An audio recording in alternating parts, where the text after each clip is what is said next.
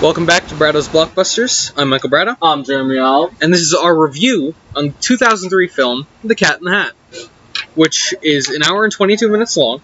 It's rated PG, our first PG movie that we've covered so far. I'm surprised it got a PG rating. Yeah.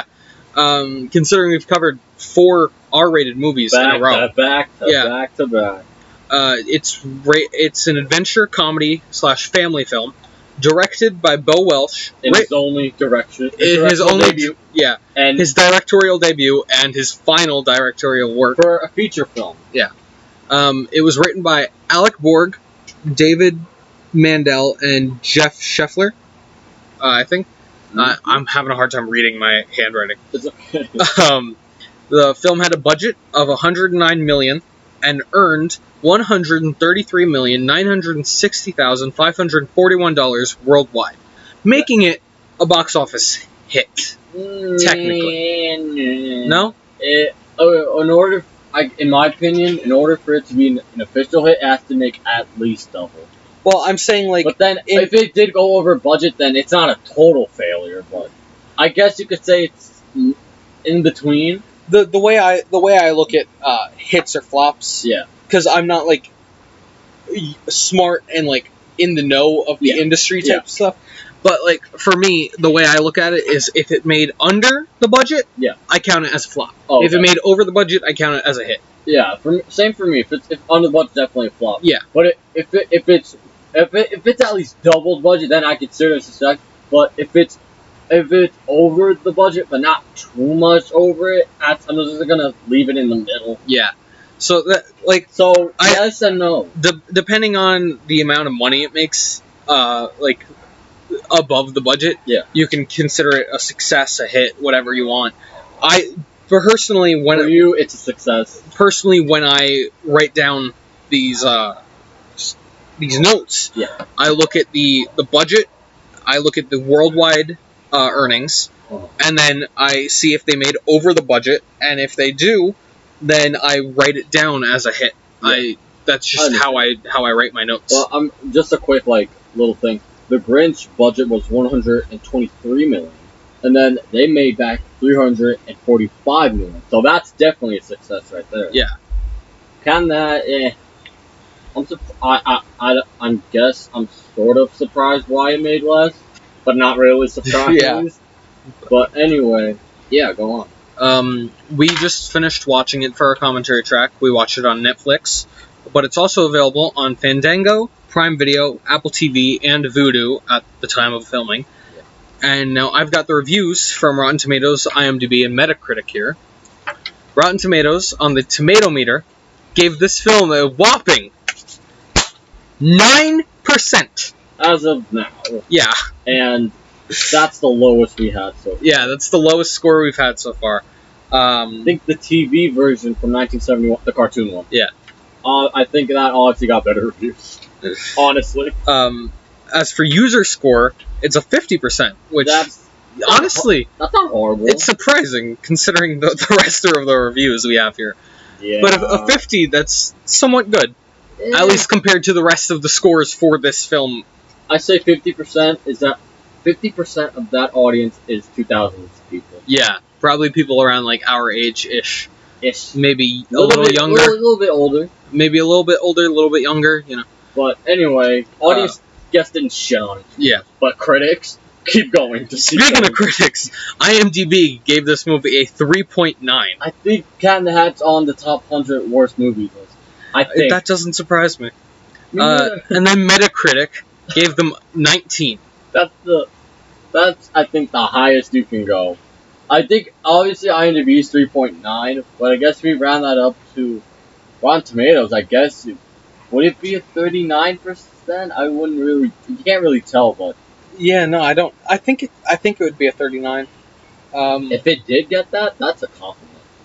So technically speaking, we got 9%, 50%, 39%, 19%. If we're looking at it all percentages. Yeah. But so that's all the specs on the rating of the movie, where to watch it, how much it made, the stuff we cover every episode. So if you want to go over cast, if you want to start with that, that'd be fun.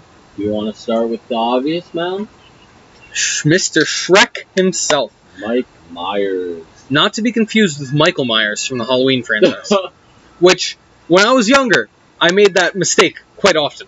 Yeah, I thought that once too, but then I realized Mike Myers is an actor. But Mike Myers, one of my favorite actors. Mm-hmm. Like, he's such a fucking comedic boss. I love him. Yeah. He plays the titular Cat in the Hat. And I think I feel bad for him every time I watch this movie, because I'm sure it's common knowledge by now, but he did not want to do this film whatsoever. He was contractually obligated to do so, and you can see the pain in his eyes. But, you know, no matter the case, I still love watching this movie. It's a fun guilty pleasure, and I think that the cat does a great fucking job. Mm-hmm. So if we want to move on to our next person. Yeah. Wait, who we got? Let's go to Alec Baldwin. Alec Baldwin. Yes, the sir. boss baby. Or that guy from Beetlejuice. Yeah. I forgot Adam. his name. Adam. From Beetlejuice. But he was in a lot more. Yeah. The Hunt for Red October. Speaking of films, we forgot to cover more films that Mike Myers has been in. Oh, come on, those are obvious. Yeah. Wayne's World, Austin Powers, Shrek, Bohemian Rhapsody, Inglourious Bastards. A little role in Bohemian Rhapsody, but then he didn't really act until after like 2012. So I Married an Axe Murderer. That's a funny title. Being Canadian. Come on, it's like obvious. Come on. Yeah. It's Mike Myers. Well, what else you know him for? Exactly. Oh, The Love Guru. Yeah, that's another one of his worst movies. I think that's what gave this. Oh, also, this movie was nominated for 10 Golden Raspberry Awards. Oh. That's not good. Yeah, no. Golden Raspberries, like you told me, are shit. The worst. Yeah. And it didn't win, but it didn't win much. It won, I think, one, which I totally forgot. Hold on, wait, I have it somewhere here. There's a video game off this movie. Yeah, I used to have it on the original Xbox. Are you kidding me? Yeah. I lent it to a friend and I never got it back. Wow. Okay, yeah. So it won one Golden Raspberry, and it won for worst excuse for an actual movie. Nice. All concept, no content. Nice. But back to Alec Baldwin for a moment. Yeah. Things that he's been in: 30 Rock, Beetlejuice, Boss Baby, Hunt for Red October, Cat in the Hat, Saturday Night Live. He was in the SpongeBob SquarePants movie. Yeah. Dennis. He was that biker. Yeah. Thing? Yeah. Rise of the Guardians, The Shadow, The Departed, The Simpsons, Madagascar 2, Rock of Ages, Thomas and the Magic Railroad, Mission Impossible 5, The Alec Baldwin Show. He had his own show. Yeah. The Boss Baby 2 coming out next year. He was in Black Klansman. He played himself in the new A Star Is Born, which is a great movie, by the way. Concussion. Yeah, Alec Baldwin's been in a lot. Yeah, he's such a well-renowned actor. But is he so well-known because he's such not a mean person, but for his, how do you say it? Like his more asshole roles. Yeah. Asshole roles. But he do be a bit of an asshole, though. Yeah, he is a sense at times. So next up, we've got our favorite child, or one of our two favorite children, from this film, Spencer Breslin. Yes, who plays Condor, Convoy, the brother of Abigail Breslin. Huh? Abigail Breslin she was a little girl in Zombieland. Oh. Now she came back for Zombieland too. But she's all grown up now. Well, yeah, obviously. But yeah, that's his little sister. I did not know that. But back to Spencer Breslin. He's been in all three of the Santa Claus movies. Oh no, he was just in he was just in the second Santa and third? Claus 2 and 3. Oh. He wasn't in the first one. He was in Zoom. Oh, Zoom. Shaggy Dog. Oh, Shaggy Dog. And Meet the Parents, Return to Neverland, Perfect Sisters, Harold. Disney's The Kid. Ozzy, Air Buddies. Yeah. What else? Storm of the Century. Another Stephen King adaptation. Law and Order. Cool. Timo Supremo. Yeah, he's been in a few things that are recognizable. Yeah, he's not like an unrecognizable actor. Like, I didn't even notice that I recognized him from some of this stuff. Like, but he's most known for his bad movies. Yeah, such as this one. Yeah. And then in 2006, he made 3 movies with Tim Allen: The Shaggy Dog, Zoom, and The Santa Claus 3. And all 3 of them did not get really good reviews. So this kid has a lot of bad movies on his shoulder, and I kind of feel bad. I'm sure he has like a fucking annual ticket to the Raspberries. Yeah. Hell, he has his own Raspberry Award, like the Spencer Breslin Award. Oh shit! Like, oh man, I didn't know that. That's fucking awesome. It kind of is, but I feel so bad. And now for the better of the children, in my opinion, Dakota Fanning played Sally. Yeah. Who, she's such a well-known name. She skyrocketed off this movie, but I don't think it was her first. She's been in Once Upon a Time in Hollywood, Man on Fire, War of the Worlds, Uptown Girls, Hide and Seek, Coraline, The Runaways, Charlotte's Web. Yeah, she was in the Twilight movies. Please Stand By, the Twilight movies. Or two of them. My Neighbor Totoro, Lilo and Stitch 2, Ocean's 8, Kim Possible, A Stitch in Time. So yeah, she got a few under her. Yeah, she's gotten quite a few things under her belt too. But I'm pretty sure what got her that started was probably Sweet Home Alabama. That's what I'm guessing. Sweet Home Alabama. I don't think the Cat in the Hat really. I mean, this is one of her early films.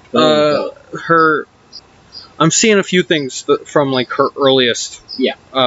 Because this was 2003, so there's some stuff that's before 2003. Father Christmas, Tomcats, Hansel and Gretel, Trapped, My Neighbor Totoro, obviously, Sweet Home Alabama, Taken. She was in Taken? Mm-hmm. Really? I think she might have been the girl who got taken. No, there's no way. That's impossible. Dakota Fanning. Taken miniseries. Sorry. Oh, I was about to say she was not in the movie. There was no way. Yeah, no. Should we get to the mama? Yeah, let's go to Mama. Kelly Preston. Which, gets this, she was in Christine, another Stephen King movie. Oh shit! All of our fucking actors in these movies are connected to Stephen King. They really are. And Spencer Breslin was in a Stephen King miniseries. What else? She was in Twins with Arnold Schwarzenegger and Danny DeVito. Danny DeVito. From Dusk Till Dawn. Sky High. I fucking love Sky High. She was in Sky High? Yeah. Wow. Jerry Maguire. Yeah, I was just about to say that, and then you interrupted me with Sky High. It's okay. Jack Frost. Wait, what? Which Jack? They're not 1990. Oh, no. 1998, yeah. Oh, she was in Battlefield Earth 2. Oh my god. She was in a lot of shitty movies. Battlefield Earth just put the cherry on top of that shit Sunday. Oh god. Oh my gosh, she's been nominated for a Golden Raspberry Award. 4 times. Oh, fuck. And yeah, she was nominated for Cat in the Hat. Battlefield Earth, Cat in the Hat, Old Dog, and Gotti. Wow. So our next person up, Amy Hill, Miss Kwan. Mrs. Kwan. Yep. She's been in Magnum P.I. Next Friday? The Ice Cube comedy? 50 First States. Big Fat Liar. She was on Jessie. She was on Jessie? Yeah. Kung Fu Panda, The Paws of Destiny. Cheaper by the Dozen. Lilo and Stitch. Legally Blonde. Big Fat Liar. Oh, you already said that. Yeah. Sorry. You already said 50 First Dates, right? I don't remember, but 50 First Dates. That's an Adam Sandler movie. Mountaintop Motel Massacre. Cheaper by the Dozen. Curious George 2, Follow That Monkey. Oh, so she's been in a few things. Duck. Oh, the British Office. Oh god. I think Seinfeld, Glee. She was on Seinfeld?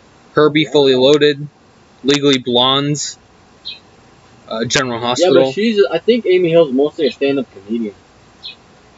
Stand-up comedian, actress, and voice actor. Yeah. Yeah. So she's done a few things as well. Mm-hmm. And then, I guess we get to our last important guy. Yeah. Sean Hayes. Who plays Mr. Hummerflube and the Fish. Yeah. He's been in Will and Grace, The Three Stooges, Monsters University. Yeah, he played Larry. He was in Cats and Dogs. Yeah, Cats and Dogs. Igor, the Cats and Dogs sequel. The Emoji Movie. Oh, God. So he has a few bad movies under his belt, too. Tangled, Before Ever After. Monsters University. Did you say Monsters University? Yeah. Okay. How Murray Saved Christmas. Roberto, the Insect Architect. Wow. Evolution, the musical. Wow. Hairspray Live. Really? Yeah. Wow. So, our actors in this have a lot of bad ones under their belts. He was also in Lazy Susan. Whatever that is. It's a movie that apparently I think it's supposed to. It either came out this year or it is supposed to. Oh, okay. And it looks like he's a woman. Good for him. Yeah. He had a break from saying you're fired a lot. You're fired. Yep.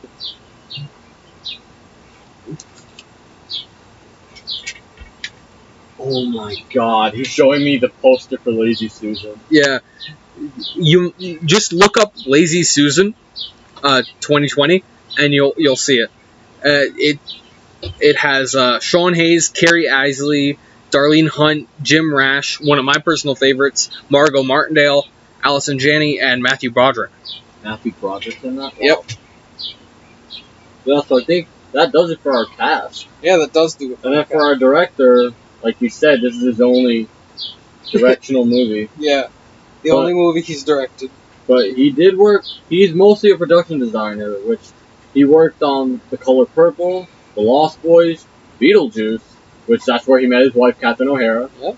Ghostbusters 2, Edward Scissorhands, Tim Burton, another Tim Burton reference, Yep.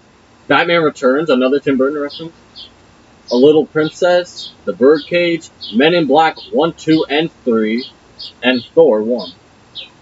So he's worked on and he's been nominated for 4 Academy Awards. So he's good in his production design. Yeah. He did good work. The movie, as bad as it is, it does have its good qualities. You know. Sometimes. Yeah. And knowing the stuff that he's worked on, production design, like, that's fucking great. I love. Dude. He should have stayed in production design, but I don't know what or how he got the chance to direct The Cat in the Hat. Well, however you did, Godspeed. Yeah. He never directed again. He must have fucking hated it. Or they were like, you did such a bad job, we're never trusting you with another film. But then again, he was nominated for Academy Awards for his production design. So, what's it called? For a summary. Oh, yeah. I shall read that for you. It says, in this live-action film, based on the favorite children's tale, the troublemaking Cat in the Hat, Mike Myers, arrives at the home of bored young Sally Walden, Dakota Fanning, and her brother Conrad, Spencer Breslin. While their mother, Kelly Preston, is out, the family's pet fish, Sean Hayes, objects to the cat's presence. But that doesn't stop the hat-wearing giant feline from trying to have fun, no matter how much destruction is left in his wake. Yeah. Yeah. And that's all I can say to that summary. I don't know why the Google summaries are just perfect. Yeah. But mostly, yeah, they're good. Like, I should have stuck with the Google summary when we did the Tusk review, but... How long did we take on you basically summarizing the Tusk movie? Yeah. And then here's Cat in the Hat. I summarized it in like a minute. Probably less. Yeah. It's insane. The differences in personal stuff. Like, yeah. But anyways, our thoughts? Yeah, our thoughts. Finally, our thoughts. If we want a certain grading. Yeah. Or you just want to say some stuff that's on your mind, whatever. I'll get to that after we do the rating. Okay. The grading. I'm gonna start with something that I think we can both agree. Yeah. Is good. Yeah. Set. Yeah, that's great. Yeah. The set design really makes you feel like you're in the world of Dr. Seuss. Yeah. Same thing with the Grinch, to be honest. Yeah. But this one, I kind of would give it more to the Cat in the Hat, because you won't ever see a house like that, or like a neighborhood like that. So I will give that to them. So, like, ABC, like, what kind of grade would you give the set for this one? Surprisingly, an A. I think I'd go with like an A- type thing. Yeah. Yeah. Because it's good. Some of it kind of throws me for a loop. Oh, okay. Like, I love it. I love most of it, like set design wise. Yeah. But some of it is just like I don't get a little bit of it. Yeah. Which I think that's a fair thing to say, to criticize, whatever. Yeah. But other than that, the set design is phenomenal. It's definitely A-, A-ish. And now moving on from set design, acting. I'm gonna have to give it a C or a D. Yeah, I'm thinking like C. But Mike Myers was forced into it. Yeah, but even then, he does an all right job. Even though he's really annoying. Even though, yeah, I feel like they're doing good for what they were given. Yeah. The shitty story, the shitty script, that kind of stuff doesn't help. Yeah. The acting in any way, shape, or form. But you can't completely blame the actors when it's not always their fault. Yeah. Oh shit, Paris Hilton was in this movie. Paris Hilton? Mm-hmm. Really? What did she do? I think she was the bitch who looked like Britney Spears. Oh, okay. I just saw it while I went to shut off my phone. Oh, okay. But yeah. So acting wasn't that great. No, acting was definitely not good. So I think I'm gonna hit it with like a C-ish. What do I? Yeah, probably D+, C-. D+, C-? Yeah, that's fair. Around that. Okay. Cinematography. Nothing really outstanding. Not really nothing outstanding to me in this one. I think the only shot that I really enjoy is the shot when the cat leaves. And the mom comes back. Yeah. And so, like, you see the front door, the mom's walking in, and the back door, the cat's walking out. So you can see both. Everything else, other than that, just plain cinematography. Sometimes the kids don't even look like they're talking to the cat. Exactly. Kind of bothers me. Vice versa as well. Yeah, Mike Myers can really talk to the kids. I don't know if that's true, but that's just the way they shot it. It looked like that. Yeah. So I think it's not horrible, but it's not really nothing. Cinematography, I think I will give I'm giving it a D. Not horrible, but it's just D. I was gonna give it like a C. Dull. Yeah, D for dull. C for seen it. Yeah. Seen it. Alright, what's our next grading? I don't know. Do you want to hit us with the topic to grade on? The makeup. Makeup, I'm gonna have to give like an A, just because it, as freaky as it looks, it is good makeup work. Yeah, and Mike Myers really pulled it through. Yeah, Mike Myers and the things, like as fucked up as they look. Yeah, the makeup is phenomenal. It's just good makeup. The makeup was pretty good. So makeup, I am going to personally give an A. Even though it's scary as shit. A for I shit my pants. I think probably. Yeah, probably an A for the makeup. Yeah. Probably an A. I think the makeup is like the best part of this movie. Yeah. But then there's the thing where the movie really, really falls down. Yeah. Which was really the faithful. Not the faithfulness to the novel, but like trying to make the novel. Or not the novel. I mean the book. The children's book. A 10-page book is now a novel. Sorry, my bad. I like pointing out little shit like it tried some things that didn't work. Yeah, It just it fell flat it did. for some. Now, give it. It does have a few moments where it's faithful, but it just really didn't go. It didn't really make it for me. Yeah, no, it's not the greatest. There's some things that are mostly not funny, and they're just fucked up. Yeah. Like we said during the commentary track, this movie would probably not be made today. It wouldn't. 'Cause- Cartoon, maybe. Yeah, maybe. But the Grinch did. Because hell, even cartoon, I feel like with the same jokes that they have in this, Yeah. they'd have to bump up the rating a little bit. Yeah. Some of these jokes don't hold up.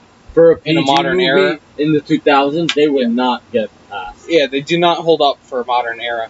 No. Like the part where the cat takes the mom's dress out of the closet, Yeah. and he's like, "Ooh, look, I'm a girl." Yeah. Like, I don't think that can hold up in this day and age. Like, I still find it funny, but it's also a product of its time. Yeah. Because if you were to do that nowadays, you'd have like a thing on your hands with trans rights and all that kind of stuff. Yeah. And don't get me wrong, I support LGBT stuff entirely. I'm part of it. But, you know, I feel like that some things just don't hold up. Yeah. And sometimes you just gotta let you gotta let some shit go. Yeah. But, like, see, I don't have a problem with that kind of joke or anything like that. Yeah. Personally. But I feel like if this movie were to be made today, there would be people who would find an issue with that. Yeah. You know, so, but other than that, I think it's a good film. Or it's an okay film. It's good to watch for like a laugh or two. A laugh or none. Yeah, a laugh or none. I think my favorite part of the entire movie would have to be the dirty hoe. I'm sorry, baby, I love you. My God, that's where the film like really drops the ball. Yeah, but this movie does have a lot of meme potential. Yes. Which is like, mwah, I love it. Yeah. So story-wise, what would you give it? Some things, again, are faithful, but again, it's not really going to fill out a whole hour and a half. So I guess I understand they had to put some stuff in. Yeah. But story-wise, just really nothing. Story doesn't do anything. Like, the dog was introduced, and don't get me wrong, I fucking love dogs. Yeah. But that's the whole reason they have to get out of the house. Yeah, the dog is only introduced to be a Chekhov's gun. Yeah. You know, and if you're not familiar with what a Chekhov's gun is, it's a theory by a playwright, Andrew Chekhov, I believe his name was. Okay. And he says everything has to have a purpose. Don't put a pistol on the wall in Act 1 if no one's going to shoot it in Act 2.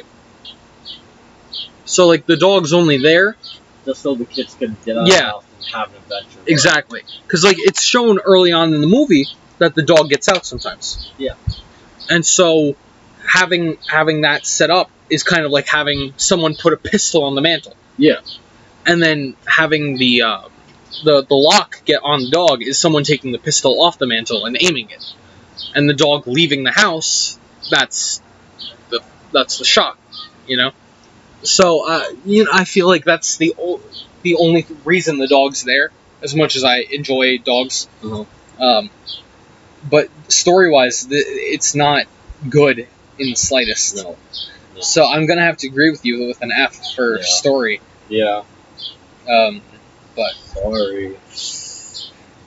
Which, it sucks saying that, because, we both grew up on this movie. Yeah. And we thoroughly did enjoy watching it. I did. As much as we were shitting on it, we did enjoy watching it. Yeah. But it's a guilty pleasure. It is a guilty pleasure. It's a guilty pleasure. It is a guilty pleasure. It's definitely not like top 100 movies. Nope.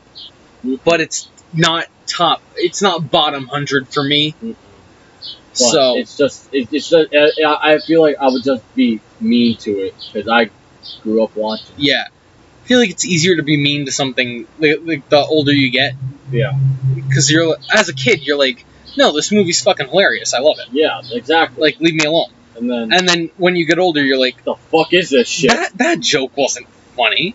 Did I used to laugh at that? Like, exactly. Yeah. But speaking of jokes, what would you grade? What would you grade for jokes? Kinda.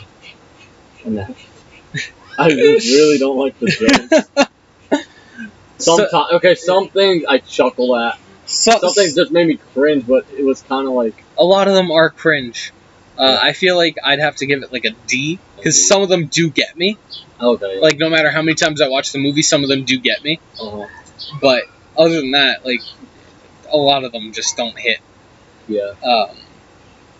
So, comedy-wise, it's okay at best. You know? Maybe.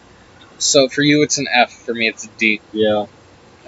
So should we give it the final thought? Yeah, the overall rating. Uh-huh. For me, I think I'm gonna give the overall for I think I'm gonna give it like a C, to be honest.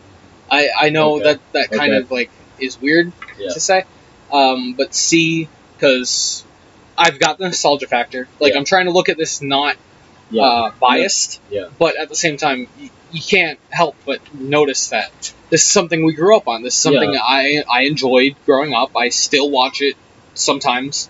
What are you doing with your time? Nothing. Exactly. But so I think I'm going to give it a C, just because, while there are so many bad qualities, it also does somewhat hold up for me. Mm-hmm. Like, don't get me wrong, on a tier list, I definitely rate it down. Yeah. But for itself, I'm gonna give it a C. Okay. C for you, and for me, from what I've been always, if you mention this movie to me, it sounds like I would always give it an F.